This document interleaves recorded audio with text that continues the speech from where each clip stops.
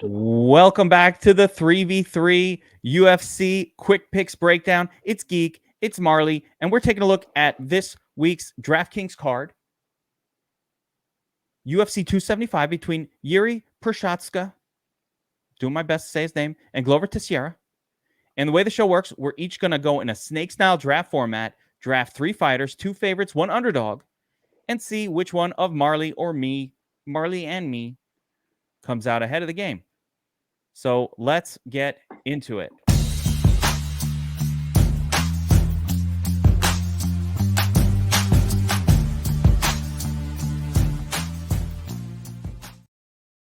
All right, Big Marley, this is week 3 of the 3v3. And at this point, we are 1-1 as your boy, the Geek, came out ahead last week. And let's take a look at our choices from last week. I had Aaron Blanchfield, Johnny Munoz, who, listen, I still think he could have won that fight. And Alonzo Menefield, I did get a little bit of advantage going first. You had Fakhretdinov, Mazarov, and Molina. Molina, disappointing pick, Big Marley.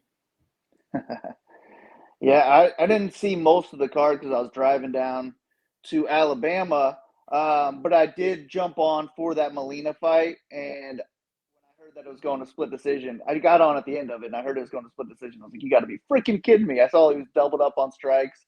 So I'm pretty upset that he only had like 60-something points. Not only is that because I lost to you because of him, but I had a little bit too much of him, I think, on the night. And I ended up losing. I probably lost half of what I put in last week. And there was a couple fighters that were the reason why, but Molina was one of them. Yeah, no, last week was really good for me. I told you I had a strategy, and I gave it out over at Sharp Bets, where I was parlaying Aaron Blanchfield and Damon Jackson with every fighter that I liked. And I liked a lot of the winners. Like, we nailed a bunch of the winners. We nailed Almeida at plus 200 odds. I lost on Johnny Munoz, which was rough. There was another female fighter that lost a fight. I can't remember who. And then we had wins with Menefield and O'Day Osborne and a couple others. So anyway, it was a really good overall night at the betting window for me. And as far as the DraftKings, I did not take down a tournament. And when I don't take down a tournament, I don't care. I had a lot of high finishes, but there were so many high-scoring fighters in that card that even being on a lot of the right group, like I had 100 pluses on all 6 fighters, but it wasn't enough last week. There were massively high-scoring fights. And Big Marley, we have the same dynamic working out this week. A lot of fights with really, really high finish odds that are also cheaply priced. So I've identified at least 4 all-in fights, and I'm kind of thinking there's more than that here as we continue through the week. So I'm excited to get into this breakdown, and let's get right into it. So the way this works, again, you went first week 1, and then you won it. I went first week 2, and then I won it.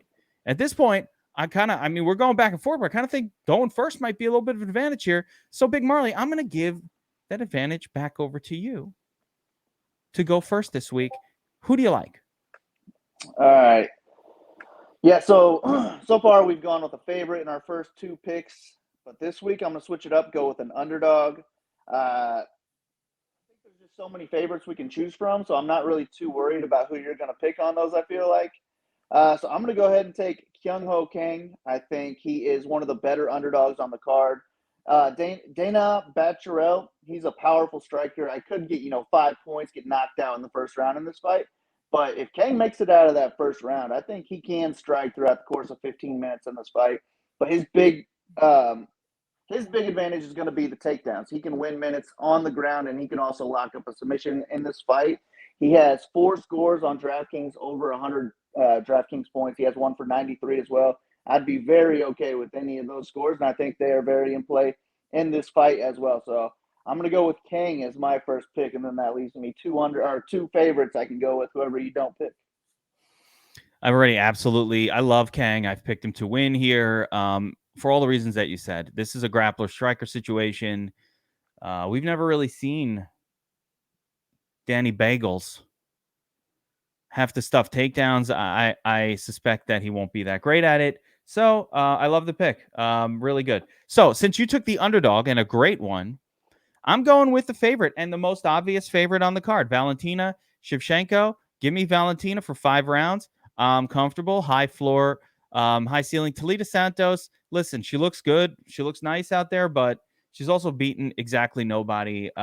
She has certainly, I don't know how this division is going to figure out who a real contender is, but I'm not sure that a win over, I'm not sure that her win over, what's the Roxy Modafferi, makes her awesome. But anyway, I'm going with Valentina for my first pick. I think that's the safest play on the card and your absolute cash game lock.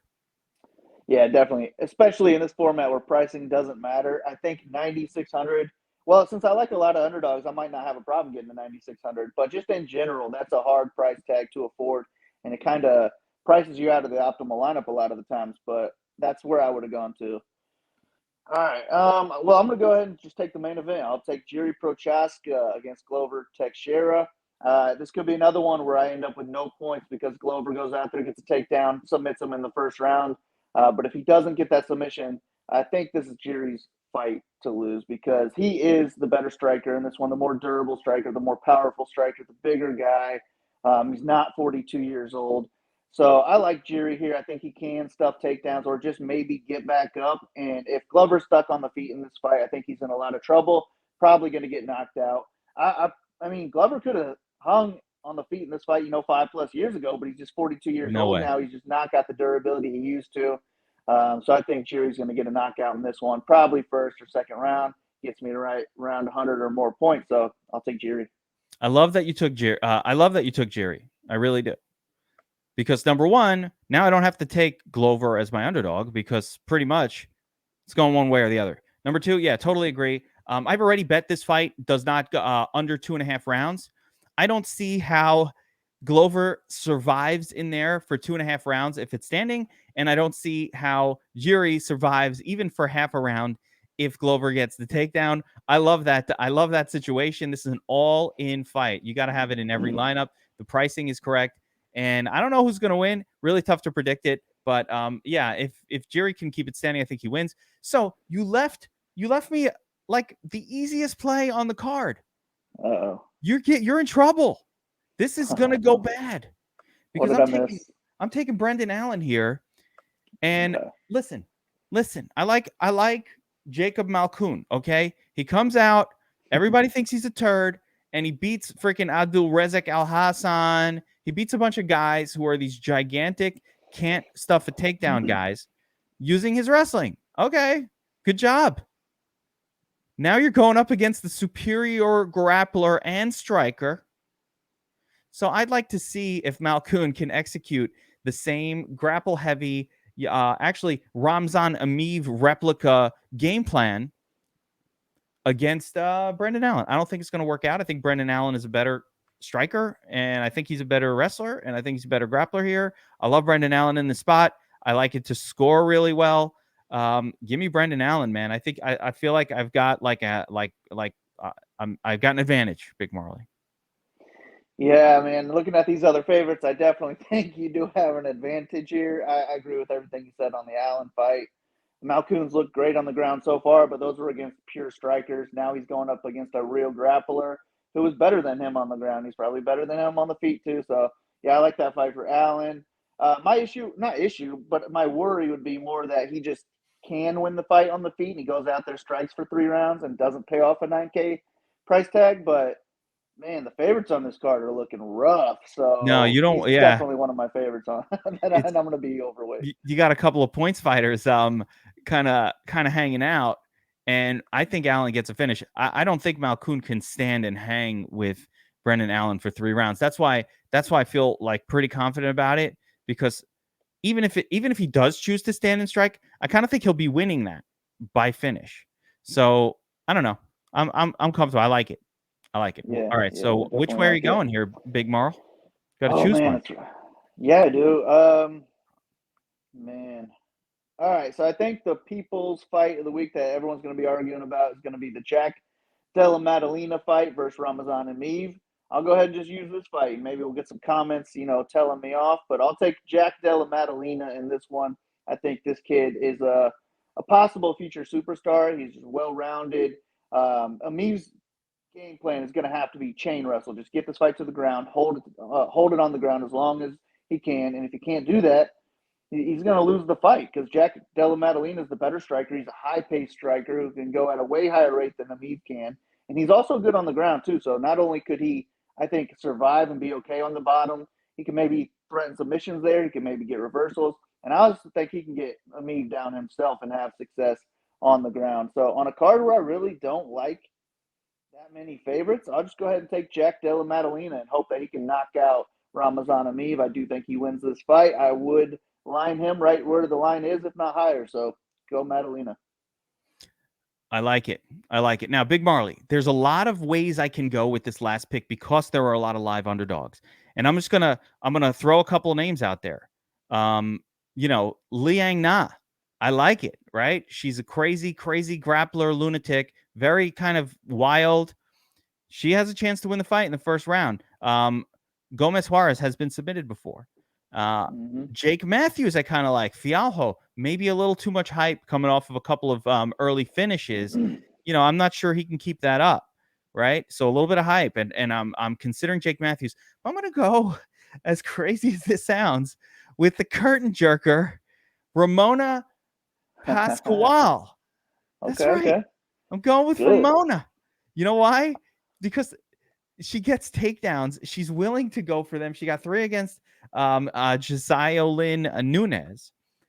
And she's going up against Jocelyn Edwards, whose like super weakness is she's just terrible off her back. And so if she can get a take, listen, again, I like these other fights as well. I could have gamed this and just thrown Joanna Jędrzejczyk in there and locked in some underdog fantasy points. I like her too, but I want to keep it. I want to keep it a little bit obscure here. No one knows who Ramona Pascual is. You're probably not going to know who she is after this fight either. Going to be honest. But I think she could win this fight against Jocelyn Nunes. So once again, our picks do not make a lineup, which is good. It's a good thing. Don't need to, but I like the 3v3 here, Big Marley. I like our chances. A lot of all-in fights on this card. A lot of fights that look like they're going to score really well.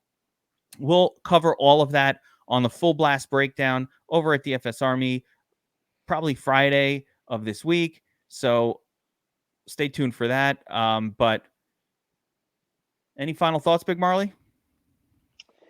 No, I think you're favored this week looking at our lineups. But to recap, I got King, Jiri, and Maddalena. You got Valentina, Brendan Allen, and Ramona Pascual. I was kind of thinking I was crazy picking Pascual in my picks yesterday, so I'm glad to hear you got her too. I mean, the numbers make sense. And who the hell's just Jocelyn? It's not like she's fighting somebody good. She's fighting. This is, by the way, I'm going to say another thing before we let him go. I think the fight between Liang Na and Gomez Juarez might be the lowest level fight we've ever seen in the UFC. Like these two do not belong here. Or not popular. It could be important. I mean, for DraftKings. It should be. This is minus 270 to finish inside a distance. It is important. You actually have to choose one of these two. Yeah. And they'll probably go overlooked too, which is a good thing. If they do, then we're going to make a lot of money. I'm building my entire philosophy this week around loading up on that fight, loading up on a couple of those. Garcia Machete. Garcia. I can't believe you didn't pick Garcia. I didn't spend too much time on that fight yet. So okay. Yeah, you'll see. You'll see. That one's really good. So that one, there's so many great underdogs too. I even think Kulabau is live. There's a lot to like on this card. So good luck. Enjoy the violence this week. And we will be back with a full card breakdown, the kill shot on Friday. Good luck to me in taking you down, Big Marley. I'm looking to go up 2-1, an insurmountable lead.